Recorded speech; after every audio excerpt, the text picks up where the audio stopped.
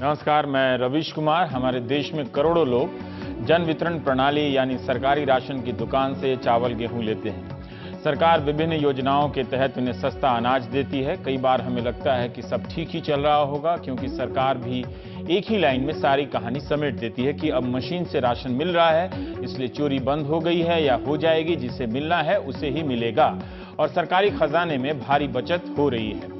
ऐसा हो भी सकता है, लेकिन दूसरी तरफ जहां लोग कतार में खड़े होकर राशन की दुकान खुलने का इंतजार कर रहे हैं, उनके साथ ये मशीन कैसा व्यवहार कर रही है हम नहीं जानते हैं। लीकेज तो रुक गया, अगर रुका है तो, लेकिन जिन्हें नहीं मिला अनाज उन पर क्या गुजरती होगी।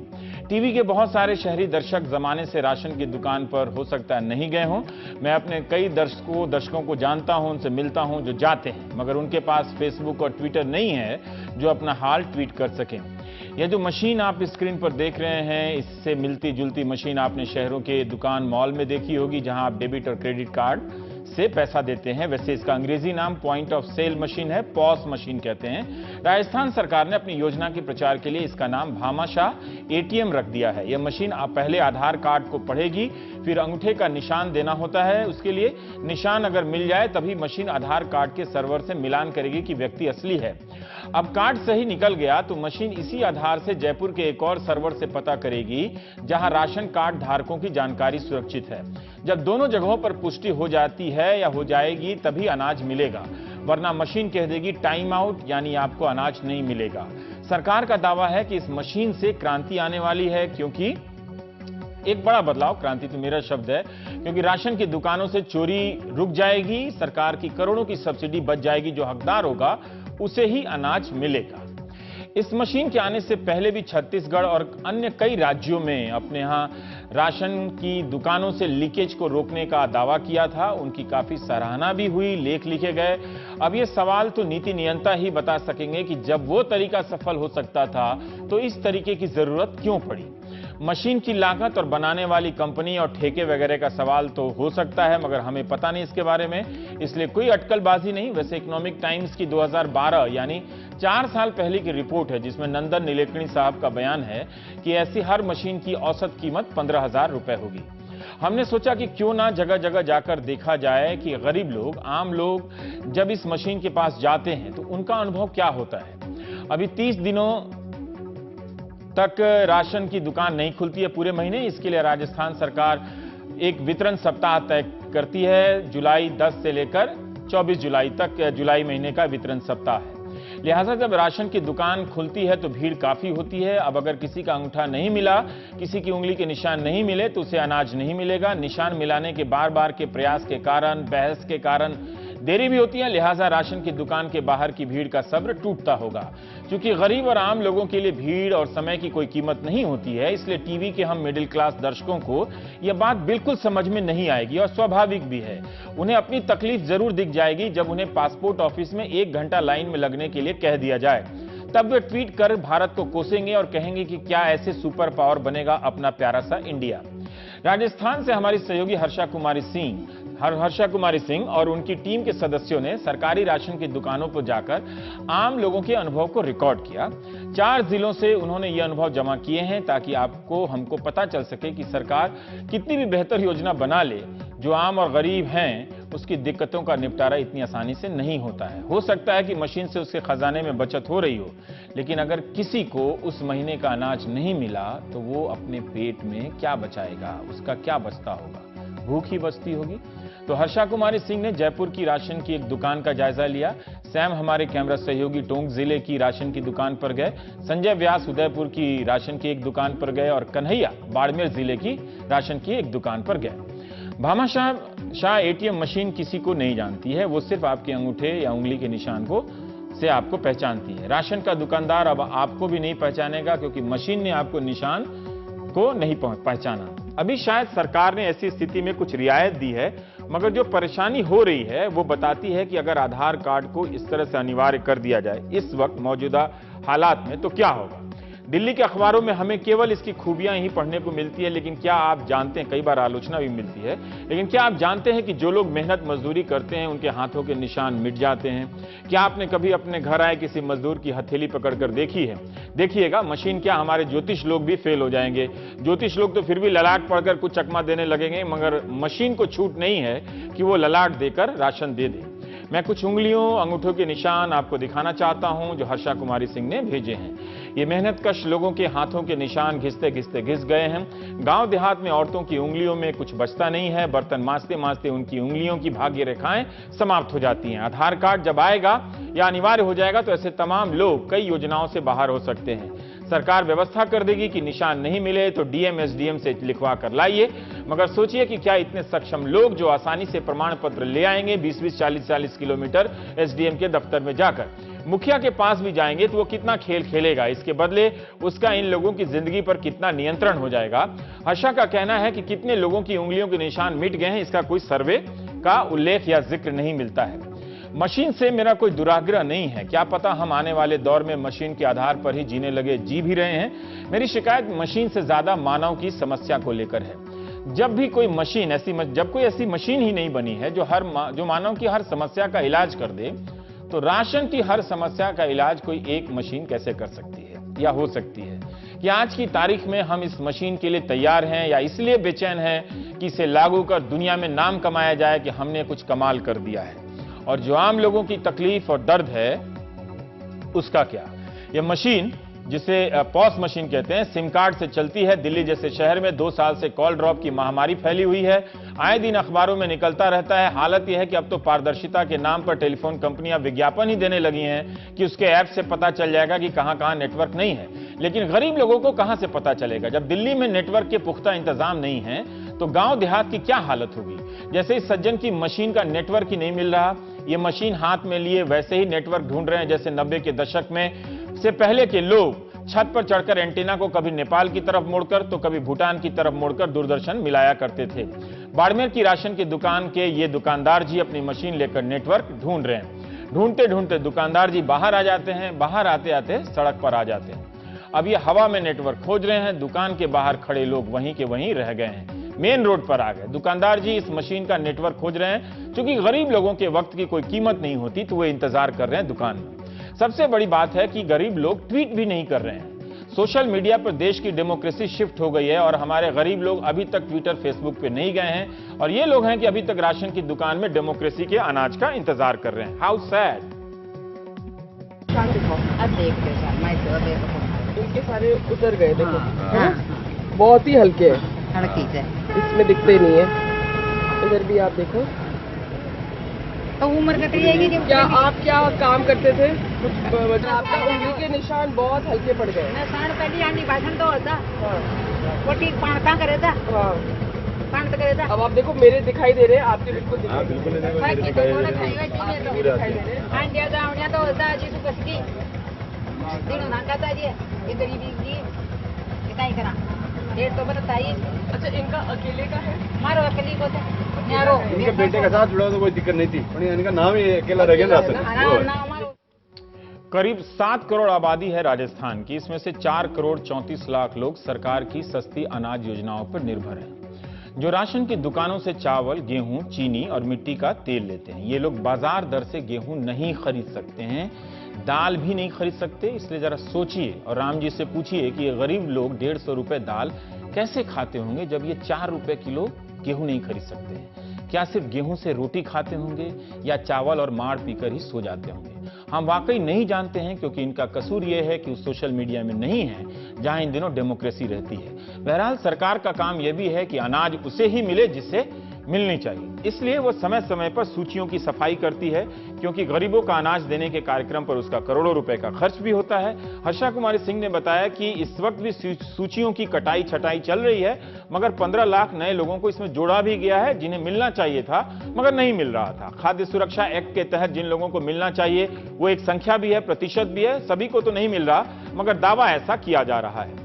किसी भी योजना में चुनौती आती है, हो सकता है कि यह शुरुआती चुनौती हो, लेकिन महीनों से हमें यह शिकायत मिल रही है कि लोगों को अनाज नहीं मिल रहे हैं। जो गरीब 2 रुपए से ज्यादा का अनाज नहीं खरीद सकता, उसे अनाज मिलने में 1 दिन की देरी हो जाए, उसका क्या? उम्मीद है ये रिपोर्ट सरकार को अपना सिस्टम ठीक करने में काम आ सकेगी। हम प्राइम टाइम में बात करेंगे, हमारी सहयोगी हर्षा कुमारी सिंह जयपुर से मौजूद हैं।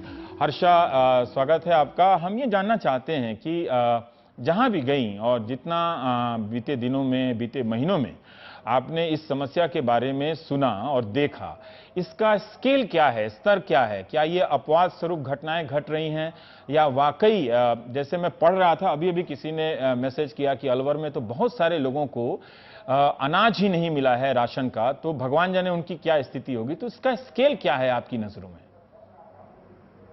देखिए, हम 4 डिस्ट्रिक्ट्स में हम लोग गए हैं, तो उसके आधार पे हम लोग ये जरूर कह सकते हैं कि हर राशन डीलर जिसके पास हम लोग गए हैं, और एक डिस्ट्रिक्ट में हमने 5, 6, 7 घूम के बात करी है, तो उसमें करीब हमने अनुमान ये लगाया है कि 4 से 5 या करीब 7, 8 तक, और वो जहां पर लोग ज्यादा मजदूरी करते हैं वहां पर तो ज्यादा हो सकता है, लोग ऐसे हैं जिनके उंगलियों के निशान नहीं लगते हैं। तो ये ऑफ कोर्स कंप्लीटली हमारा एक अनौपचारिक अनुमान है, हो सकता है गलत भी हो, क्योंकि इसका कोई सर्वे नहीं है। और अभी थोड़े दिन में सरकार ये आदेश भी लाने वाली है कि अगर आपके उंगलियों के निशान नहीं लगते हैं तो फिर आप वो पूरे रेड टेप टाइप के प्रोसेस ऑफ अपील में जाइए और फिर आप अपना राशन वहां से लेके आइए, आपको राशन की दुकान से तो नहीं मिलने वाला है। तो जाहिर है एक बड़ी समस्या है सामने, और ये लार्ज स्केल समस्या है जिसके बारे में मेरे को लगता है किसी ने सोचा नहीं है, क्योंकि हम लोग सब एक तकनीक की तरफ, टेक्नोलॉजी की तरफ भाग रहे हैं, पर टेक्नोलॉजी अपने आप में कितना सक्षम है, और टेक्नोलॉजी में वो ह्यूमन फेस तो जो आदमी उस टेक्नोलॉजी को चला रहा है वो ही ला सकता है। तो वो अपने ही दफ्तर में जी, कई लोगों को अगर आईफोन दे दिया जाए, वो भले ही स्मार्ट हो या उनके माता पिता को दे दिया जाए जो ठीक ठाक कंप्यूटर लैपटॉप यूज करते हैं, तो उनकी उंगलियां भी कांपने लगती हैं नए फोन पे कि किस तरह से चल रहा है, नहीं चल रहा है। तो जरूर एक, आपने सही कहा कि एक टकराव की स्थिति पैदा होती होगी। लेकिन क्या आप हमारे दर्शकों को बता सकती हैं कि ऐसे लोग जिनके घरों में, जिन्हें अनाज नहीं मिला और जो लौट कर जाते हैं, कितना इंतजार करना पड़ता है? राशन की दुकान का सीन भी थोड़ा सा बता दीजिए। और जिन्हें अनाज नहीं मिला, उनका गुजारा कैसा चलता होगा? वो किस स्तर के लोग हैं? जी देखिए, ज्यादातर जो लोग जो यहाँ से अनाज लेते हैं वो 2 टाइप के होते हैं। एक तो जिसको हम कहते हैं पुअरेस्ट ऑफ द पुअर, यानी वो अंत्योदय स्कीम में आते हैं और उनको 35 किलो गेहूं पर पर्सन मिलता है। दूसरे 2 लोग होते हैं वो प्रायोरिटी हाउस होल्ड के होते हैं, और उनके भी कोई मापदंड होते हैं। फॉर एग्जाम्पल, जिसका नरेगा का कार्ड है, जो बीपीएल है, जो लघु सीमांत किसान है यानी कि मार्जिनल फार्मर जो है, जो जैसे रिक्शा पुलर है, उसको भी मिलना चाहिए अगर वो जाके वहां पर कहे। जो अर्बन पुअर है, जो शहरों में मतलब आप देखते हैं कि फुटपाथ पे सो रहे हैं या कहीं सो रहे, ये सब लोग हैं, इनके कुछ मापदंड बने हुए हैं, एक कमेटी बनी हुई है, उसके हिसाब से इनको मिलना चाहिए। अब मैंने काफी लोगों से बात की, एक आदमी था मुझे मिला था जो बैलदारी करता था, और उससे मैंने पूछा तो उसको 5 किलो पर पर्सन मिलता था, यानी 25 से 30 किलो उसको गेहूं मिलता था, लेकिन फिर भी उससे गुजारा नहीं होता था। और वो उसको बाद में उसको लेके बाहर से खरीद के लेके आना था, लेकिन फिर भी वो आता है राशन की दुकान पे। इसका मतलब ये है कि जो वो 25-30 किलो गेहूं अपने परिवार के लिए लेके जा रहा है, वो उसके लिए बहुत अहम है। वो करीब 7-8 हजार कमा लेता है, अपने बच्चों को एजुकेशन मतलब प्राइवेट स्कूल में पढ़ा रहा था, उसके पास साइकिल थी, लेकिन वो आया था राशन की दुकान पे अपना गेहूं लेने। तो इसका मतलब ये है कि उनके लिए बहुत ज्यादा अहम है। और जो बहुत ही पुअर लोग हैं, जो अंत्योदय में है, पुअरेस्ट ऑफ द पुअर है, जैसे आपने देखा कि वो बहुत बुजुर्ग लेडी महिला थी जो मेरे से बात कर रही थी, या हम आपको आगे भी दिखाएंगे, एक लेडी है जो बिल्कुल ही वो विकलांग है, पूरी तरह से विकलांग है, या कोई इस तरह से बहुत जो एल्डरली लोग हैं जो एक तरह से अपने परिवार से भी उनको अलग कर दिया है, मतलब उनका कोई देखरेख करने वाला नहीं है। तो उन लोगों के लिए ये तो मैटर ऑफ सर्वाइवल है, मतलब वो इसके बिना मेरे को लगता है वो जी ही नहीं सकेंगे। हम वो एक कहानी मतलब पहले अपने दर्शकों को दिखा देना चाहते हैं, फिर हम आगे आपसे बातचीत करेंगे।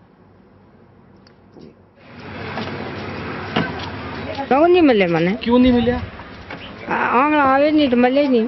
पछे हारी रहो પાછો કદી દાણ આનો પડે કઈ દાણ 2 દાણ 3 દાણ પછી ફરે એટલે પારો કઈ દાણ આવે કઈ નહીં આવે ફાર્મ ભરી દો। कमली का बेटा मर चुका है और बहू बच्चों को छोड़ घर से जा चुकी है। कमली को दिखाई नहीं देता। उसके साथ पोते पोतियों में से कोई राशन की दुकान तक ले जाता है। बहू बेटे की मौत के बाद बच्चों को इस बूढ़ी दादी के पास छोड़ जा चुकी है। उसने दूसरी शादी कर ली है। नहीं गई तो महीने का 35 किलो गेहूं और चावल नहीं मिलेगा। पोते पोतियों को पता है कि दादी को राशन नहीं मिला तो उनका भी पेट नहीं भरेगा। उदयपुर के इसवाल इलाके की कमली को क्या पता कि एक मशीन आई है जो उसके अंगूठे का निशान मांगती है। कृपया अपनी उंगली सेंसर पर लगाएं। निशान है कि मशीन से मिलते नहीं हैं। आपका आधार सही नहीं है। इस उम्र में 2-3 बार का चक्कर लग गया तो समझिए कितनी दिक्कत होती होगी। फॉर्म भरने के बाद उसे राशन तो मिल गया, लेकिन जब सारा सिस्टम बायोमेट्रिक हो जाएगा तो कमली जैसे बेसहारा लोगों को अनाज कैसे मिलेगा? क्या कमली एसडीएम के पास जा सकेगी गुहार लगाने कि ए हुजूर लिख दिया जाए कि कमली जो देख नहीं सकती उसके अंगूठे के निशान नहीं बचे हैं, पेट बचा है इसलिए अनाज दे दिया जाए।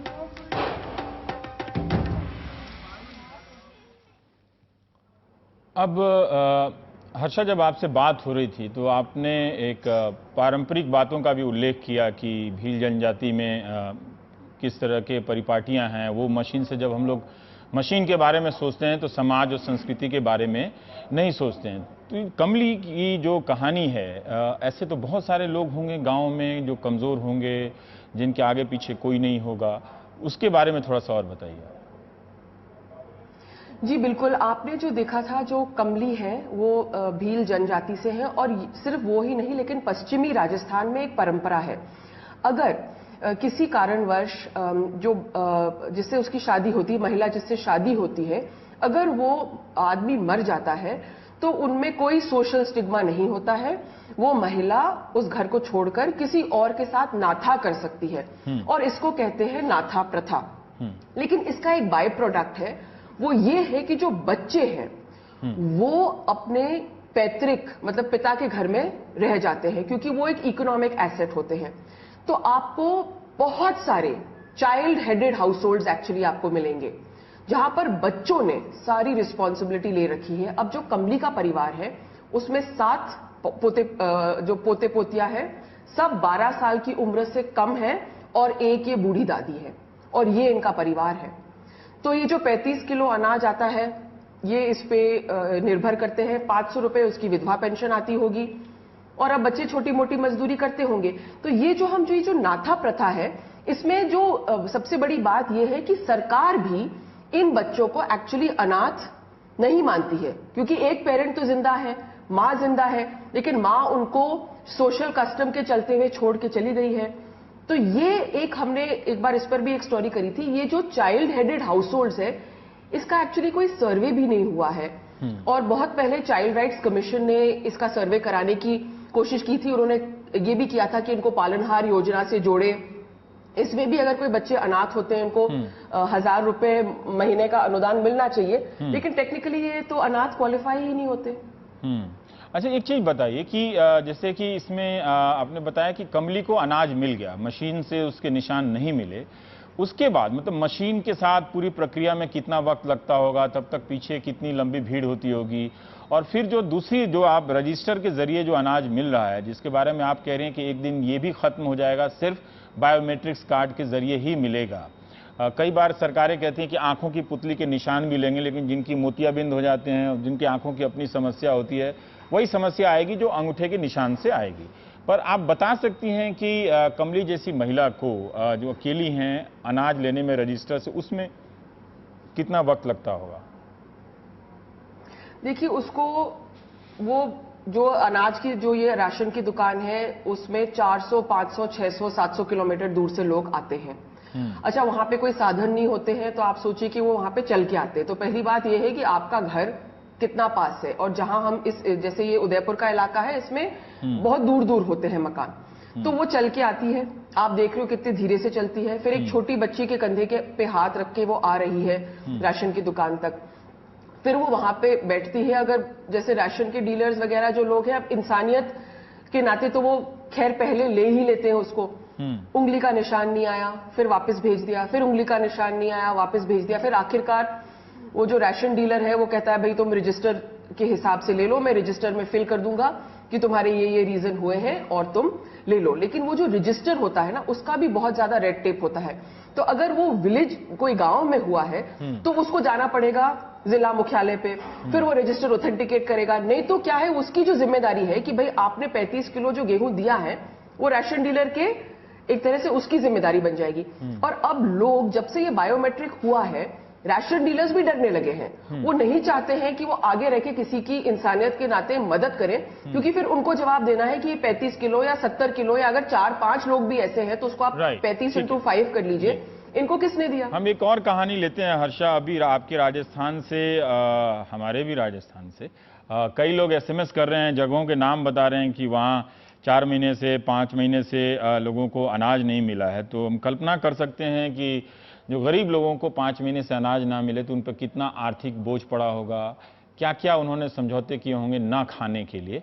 ये कहानी आपको ख़ास तौर से दिखाना चाहते हैं ताकि जब आप भविष्य में अफसर बने और किसी मशीन पे बहुत ज़्यादा भरोसा करें कि वो आपके और आपके समाज को पूरी तरह से बदल दे, तो इन कहानियों का संदर्भ भी अपने सामने रखिएगा, आपको एक अच्छा अफसर बनने में मदद मिलेगा। चमचा यह है, इसका अंगूठा लग नहीं रहा है, ये आपको पेमाराम चौधरी के दोनों हाथ नहीं हैं, न अंगूठा है न हथेली। जो ये करना मजदूरी करना, बैठे बैठे भूख ठोकता दिन ब दिन जाओ।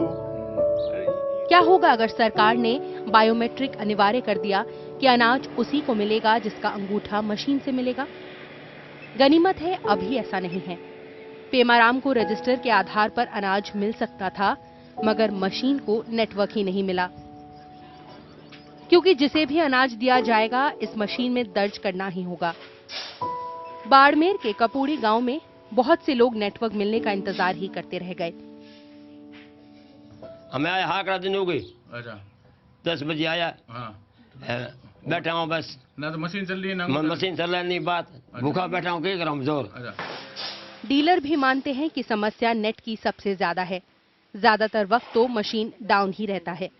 मेन तो समस्या है नेटवर्क की। यहाँ क्या लोग सुबह से आते हैं, कभी तो नेटवर्क आ जाता है तो हाथ ले जाते हैं। जब नेटवर्क नहीं आता है तो 2 घंटे 4 घंटे 6 घंटे भी उनको वेट करना पड़ता है दुकान पे।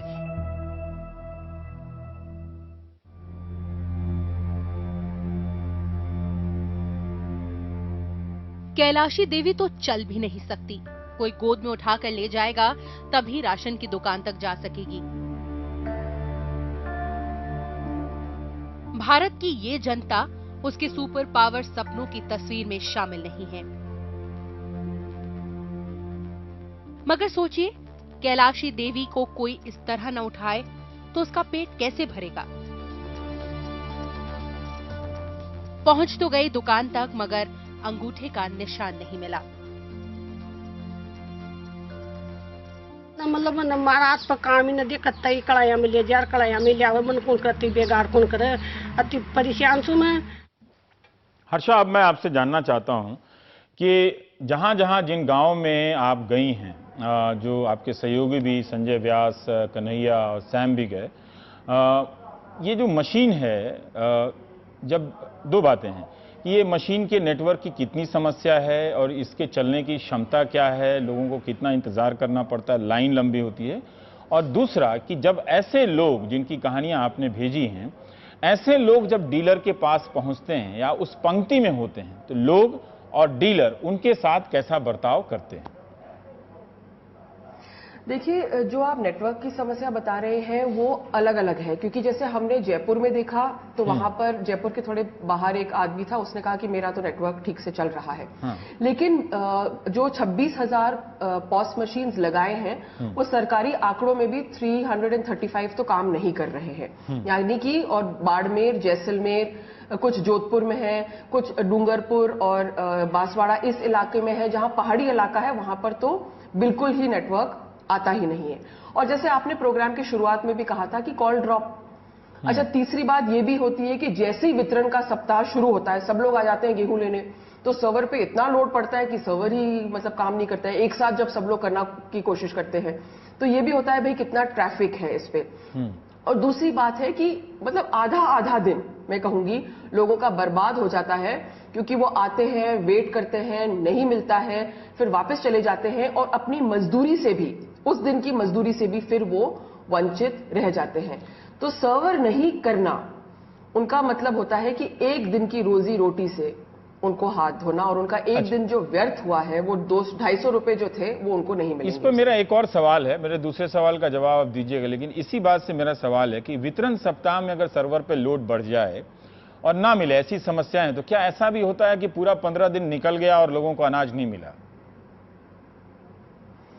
देखिए, ज्यादातर जो है, जो सरकारी आंकड़े बता रहे हैं उसमें यह है कि ज्यादातर जो लोग हैं वो अपना अनाज ले रहे हैं, क्योंकि वो कह रहे हैं कि हम गेहूं क्लोजली मॉनिटर कर रहे हैं और उनको जो गेहूं है सेंटर से वो फिक्स्ड आ रहा है।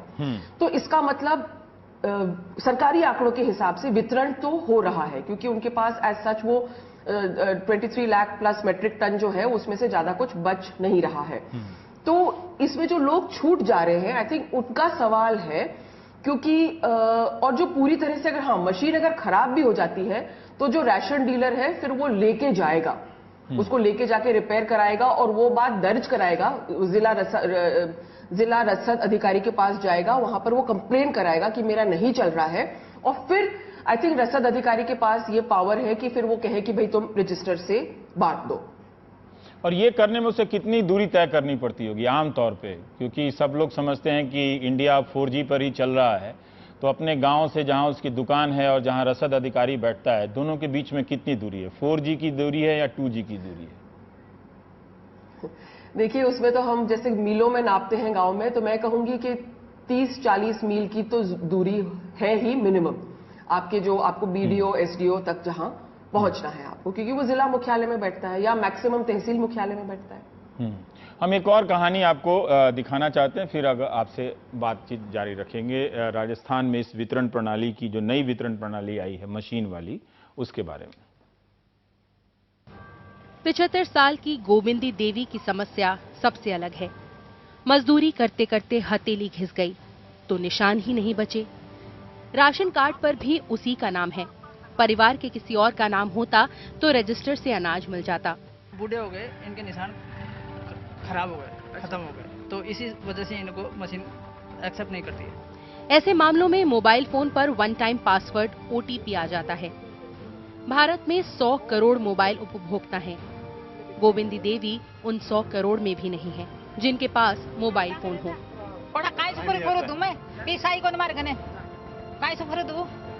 अनाज नहीं मिला तो इनके जैसे लोगों के घर में खाना नहीं पकेगा।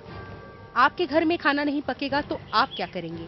डीलर इन्हें जानता है, मगर वो भी अब अनाज नहीं दे सकता, क्योंकि मशीन गोविंदी देवी को नहीं जानती। हर्षा, बता सकते हैं ये वन टाइम पासवर्ड वाला क्या मामला है? अगर क्या मतलब ये कहां से, ये क्या व्यवस्था है, इसके बारे में बताइए जरा सा। जी, इसमें यह है कि अगर जिस तरह से हम टेक्नोलॉजी की तरफ बढ़ रहे हैं, तो टेक्नोलॉजी अगर फेल हो जाती है तो उसका भी सोल्यूशन हमने टेक्नोलॉजी में ही निकाला है।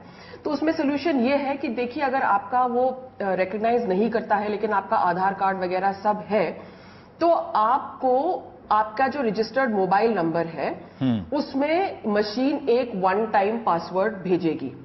आप उस वन टाइम पासवर्ड को ले जाके, और मेरे को लगता है, मेरे को मालूम नहीं इसमें कितना टाइम लगता है, लेकिन ज्यादातर अगर कहीं हम वन टाइम पासवर्ड मांगते हैं तो कुछ सेकंड का ही होता है। तो अगर आपका रिएक्शन टाइम नहीं हुआ और आपने जल्दी से नोट नहीं किया तो वो भी चला जाता है। इसमें पता नहीं कितना समय लगेगा, लेकिन वन टाइम पासवर्ड लेकर उनको वापस जाना है राशन की दुकान पे, वो देना है, वो पासवर्ड वो एंटर करेगा और उसके बिहाफ पे आपको फिर अच्छा, हम लोग ठीक से यूज नहीं कर पाते हैं क्रेडिट कार्ड का। ये जो पिन नंबर का OTP आता है उसको डाउन लगाने में, तो पता नहीं इन लोगों पर क्या बीतती होगी, और इतने नए तरीके से कई लोग, उससे मैसेज भी आ रहा है कि कई जगहों पे जो डायरेक्ट बेनिफिट ट्रांसफर कैश है तो उसमें भी निशान लोगों के नहीं मिलते, तो उनको कैश नहीं मिलता है। जो खासकर ऐसे मजदूर और किसान लोग हैं जिनकी सबसे बड़ी गलती है कि वो टीवी नहीं देखते और वो ट्विटर पे नहीं है, फेसबुक पे नहीं है, जहां डेमोक्रेसी रहती है। अब एक डीलर की कथा जो आपने भेजी है वो हम अपने दर्शकों को सुनाना चाहते हैं। हमारी परेशानी हो रही है, सभी को परेशानी हो रही है। लोग आप पे चिल्लाते भी होंगे। वो कल मारा पीटी होगी सब। अच्छा, हाँ। क्यों? मैं गाली गलौज निकालते हैं, माल जिसको अब मान नहीं मिला उसको वो गाली गलौज निकालता है। कल एक औरत ने तो मेरी चप्पल निकालने को तैयार होगी। हर्षा, ये बताइए कि ये जो जितने भी डीलर हैं ज्यादातर पुराने ही लोग होते हैं अपने इलाके में और ठीक ठाक पहचान भी जाते हैं कि कौन उनका ग्राहक है या नहीं ग्राहक है, ये मान के चले तो इन पे क्या बीतती है जब ये अपने लोगों को जिनको जानते हैं उस मशीन के कारण लौटाते हैं? तो देखिए, ये जो सारा जो सरकार लेके आई है, यहाँ पर ये भी मैं कहना चाहूंगी रवीश कि इन डीलर्स का ही जो एक तरह से ब्लैक मार्केटिंग चलता था उसी को बंद करने के लिए लेके आई है। तो जब मैंने मंत्री जी से कल बात करी थी और मैंने उनको पूछा था तो उन्होंने कहा था देखिए बहुत बढ़िया है, ये बहुत अच्छी स्कीम है और अब मैं अपने ऑफिस में बैठ के देख सकता हूँ कितना गेहूं वितरण हुआ है, क्या हुआ है। और ये फर्जी तो दस्तखत कर रहे थे, किसी का नाम से किसी को गेहूं देख रहे थे, ये जो साइफनिंग ऑफ हो रहा था ये सब अब बंद हो जाएगा। तो इसका एक पहलू ये भी है। लेकिन अब जैसे जो डीलर है वो तो बहुत ज्यादा परेशान है। मैं मिली थी उनको डिपार्टमेंट में भी, उन्होंने कहा कि मैडम हमारे पर इतना दबाव है, आप जानती नहीं है। तो मेरे को थोड़ा सा मुस्कुराना भी पड़ा क्योंकि उनके मतलब वो इतने भी प्रो पुअर पीपल नहीं है कि उनको बहुत उसका दर्द आ रहा हो, गरीब लोगों का दर्द आ रहा हो। कहीं ना कहीं उनका जो पूरा सिस्टम ऑनलाइन हो गया है उसका दर्द भी उनको आ रहा है। जी, पर ये इन कहानियों से एक बात पता दिख रही है कि सरकार के अंतिम आंकड़ों में भले ही गेहूं सारा डिलीवर हो गया है लॉग बुक में कि, लेकिन लोगों का जो पेट बुक है जिसमें जाके अनाज को अंत में पक के पहुंचना है, तो पेट बुक में अनाज तो डिलीवर नहीं हो रहा है। ये सारे लोग जो खाली होकर जा रहे हैं और ऐसी कहानियों को जानने वाले जो लोग SMS कर रहे हैं, अगर इनकी संख्या करोड़ों में ना हो, लाखों में ना हो, अगर 100 में भी है तो भी ये चिंता की बात है कि किसी के राज्य में लोगों को भूखा सोना पड़ता है और इस तरह के अनाज से वंचित रहना पड़ता है। पर इसको लेकर राजस्थान में बहुत सारी जब आवाजें उठी, दिल्ली में भी कुछ प्रदर्शन वगैरह हुए, तो क्या उसमें कुछ सुधार वगैरह नहीं हुआ? कुछ विकल्पों की तलाश नहीं की गई? देखिए, इसमें ये जरूर है कि अल्टीमेटली ये लोग सब टोटली इस मशीन पे जाना चाहेंगे। इनका सरकार की मंशा ये है कि ये 2-3 महीने में पूरी तरह से जो गेहूं का वितरण है वो इस पे जाना चाहेंगे। और आप ये भी जानते हैं कि ये इसलिए था कि जो एक्चुअल जो मनी जो गरीब को पहुंचना चाहिए वो चाहते हैं कि उस तक पहुंचे। लेकिन इसमें दूसरा जो है वो ये भी है कि अगर ये नहीं काम करता है तो एक तो OTP जो वन टाइम पासवर्ड है उसका सोल्यूशन निकाला है और दूसरा वो है कि आंखों की जो आयरिसेस होते हैं उसके लिए भी वो काम कर रहे हैं।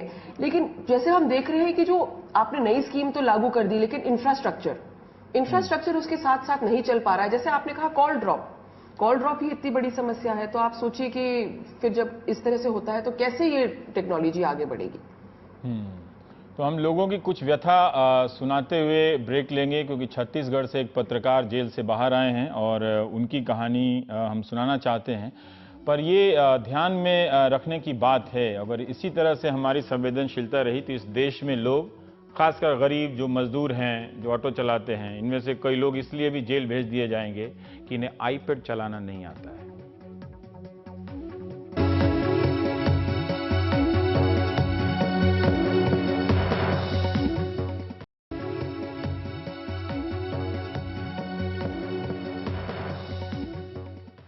छत्तीसगढ़ के बस्तर संभाग में पिछले 1 साल से कई पत्रकारों की गिरफ्तारियों को लेकर विवाद रहा है। राष्ट्रीय सुरक्षा से जुड़े मामलों से लेकर मामूली अपराधों के आरोप में पत्रकारों को गिरफ्तार किया गया।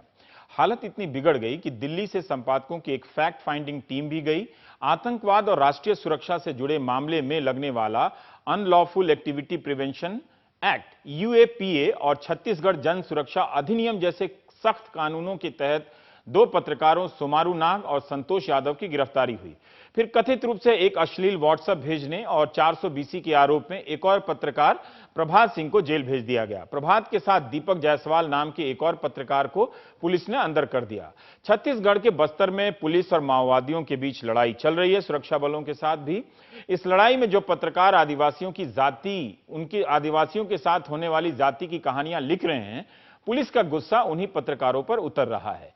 एनडीटीवी इंडिया ने आपको पिछले 1 साल में और उससे भी पहले कई बार ऐसी खबरें दिखाई हैं और यह भी बताया कि कैसे वेबसाइट scroll.in की पत्रकार मालिनी सुब्रमण्यम को अपनी रिपोर्टिंग की वजह से बस्तर छोड़ने पर मजबूर होना पड़ा।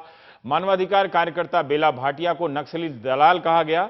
पत्रकार बस्तर से रायपुर तक अपने अधिकारों के लिए धरने प्रदर्शन करते आए हैं।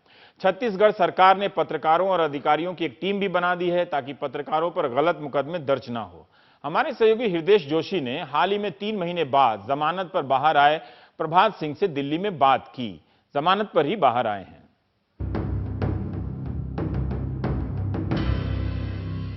अभी वहां पत्रकारों की छत्तीसगढ़ में क्या हालत है? छत्तीसगढ़ में कई क्षेत्रों में पत्रकारों के ऊपर FIR हो रहे हैं। कई पत्रकारों को पहले भी मार दिया गया है। साई रेड्डी है, नेमीचंद जैन है, नक्सलियों ने मारा, कई क्षेत्रों में ठेकेदारों ने मारा है। सिस्टम जो है पत्रकारों को सुरक्षा नहीं दे पा रही थी। सारे पत्रकारों ने मिलके छत्तीसगढ़ में एक पत्रकार सुरक्षा कानून की मांग को लेके एक आंदोलन शुरू किया। उससे पहले हम लोगों ने नक्सलियों के खिलाफ साई रेड्डी की हत्या के बाद जो है काफ़ी आक्रोश भरा पत्रकारों में कि इस टाइप से नक्सली हत्या कर रहे हैं। हम लोगों ने अबूझमाड़ में 5 दिनों तक पैदल यात्रा करके नक्सलियों के खिलाफ आंदोलन किया। जो पत्रकार सुरक्षा कानून की जो मांग पत्रकार कर रहे हैं, इसको लेके सरकार बिल्कुल भी सकारात्मक मुद्रा में नहीं है। जब संतोष यादव की गिरफ्तारी हुई थी, उसके बाद जो है बातचीत का जब दौर चल रहा था, उस समय सरकार जो है सरकार की बॉडी, ये लोग जो है संतोष के ऊपर छत्तीसगढ़ राज्य का विशेष जन सुरक्षा अधिनियम लगाने का प्रोसीजर कर रहे थे। और उस समय जो है सरकार ने आश्वासन दिया था कि संतोष की रिहाई के लिए हम सारी चीज़ें कर रहे हैं। मामला न्यायालय में है, उसके बावजूद भी हम जांच कमेटी बना रहे हैं, ये कर रहे हैं, वो कर रहे हैं।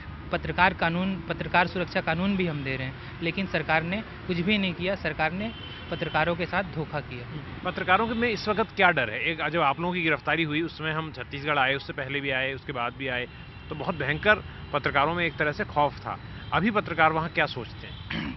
असल में हम लोगों ने हमारे जो साथी है, जो फ्री होके, आज़ाद होके जो काम कर रहे थे, निडर होके, उनको जो है जब इस टाइप से जेल में डाला जा रहा है, तो उन लोगों में एक डर का माहौल पैदा हो गया कि जब प्रभात सिंह जैसे लोगों को जेल में डाल रहे हैं, मतलब किसी को भी, किसी के साथ भी कुछ भी कर सकते हैं। तो ऐसे सिचुएशन में काफ़ी डर का माहौल बना और लोग इस टाइप से चर्चा करने लगे, पत्रकार जो है इस टाइप से चर्चा करने लगे कि कभी भी हमारी भी गिरफ्तारी हो सकती है किसी भी केस में, नक्सली केस या बस्तर में तो बहुत आसान है पुलिस के लिए कुछ भी करना, क्योंकि जिस टाइप से माहौल बना हुआ है, पुलिसिया राज कह सकते हैं।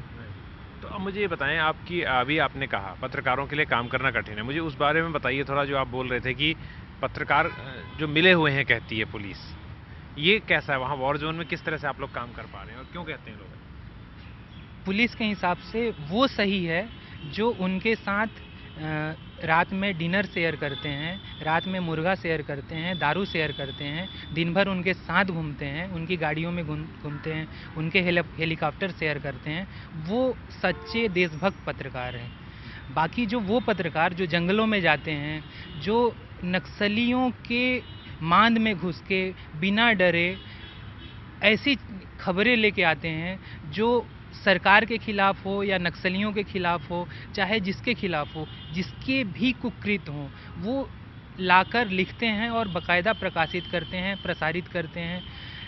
लेकिन सरकार जो है उन पत्रकारों को निशाना बनाती है। अगर नक्सलियों के खिलाफ पुलिस को जिन खबरों से फ़ायदा दिखता है, ऐसे खबरों को वो ध्यान नहीं देते। लेकिन जब उनको लगता है कि ये पत्रकार जो है पुलिस की गलतियां और पुलिस की खामियां उजागर करता है, तो ऐसे पत्रकारों को वो निशाना बनाते हैं। आखिर में एक बार मुझे ये भी बताइए कि आपने कहा कि दोनों साइड काम करना पड़ता है, दोनों साइड मिलना पड़ता है, राइट? जब पत्रकार अगर मेनलैंड में काम कर रहा है जहाँ पर सरकार का शासन है, वहाँ सरकार से बात करेगा। जब नक्सलियों से जाएगा तो उनसे बात करेगा, तो उनसे मिलना जो है वही एक बड़ा क्राइम बन जाता है क्या? सरकार तो यही सोच रही है। सरकार तो ये सोच रही है कि अगर आप जंगलों में जा रहे हो और वहाँ की खबरें ला रहे हो, तो सीधी सी बात है आप उनके लिए काम कर रहे हो। वहाँ अगर गांव में जाके लाल पानी की समस्या आप ला के लिख रहे हैं, वहाँ जो है एक बच्चे का अजीब सी बीमारी होती है, सिर उसका बड़ा हो जाता है, उसकी खबर आप ला के लिख रहे हैं, तो वो जो है पनिशेबल है, आप उसको जेल भेज दिए उस पत्रकार को।